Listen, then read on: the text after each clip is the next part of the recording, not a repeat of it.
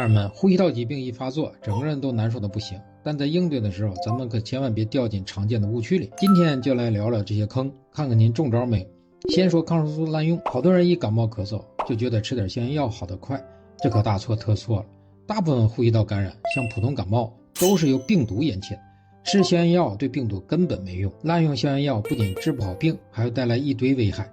长期滥用会让细菌产生耐药性，以后真遇到细菌感染，可能就没有药可用了。据统计，我国每年因抗生素滥用导致的耐药菌感染，国花费的医疗费用高达上百亿元，而且消炎药还可能引发过敏反应、肠道菌群失调等副作用。比如有的人吃了消炎药后会出现皮疹、腹泻等症状。再讲讲反复就诊的风险，有些朋友一生病就着急到处跑医院，一天跑好几家。其实呼吸道疾病都有个发展过程，频繁换院换医生不同医生可能会给出不同的治疗方案，反而不利于病情观察和治疗。刚吃了一种药，没2天又换另一种，身体都来不及适应。而且反复去医院这种人员密集的场所，还容易交叉感染，本来是小感冒，结果又染上了其他病菌，加重病情。还有就是各种偏方，真的不能随便信。像有人说喝葱姜蒜水就能治好肺炎，这简直是天方夜谭。肺炎是比较严重的肺部感染，需要规范的药物治疗，偏方根本起不到治疗作用，还可能耽误最佳治疗时机。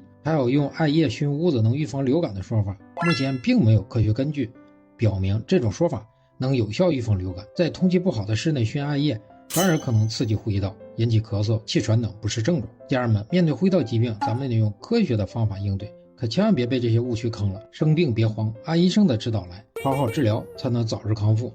今天就说到这里，感谢点赞、转发、分享，让更多人知道，谢谢大家。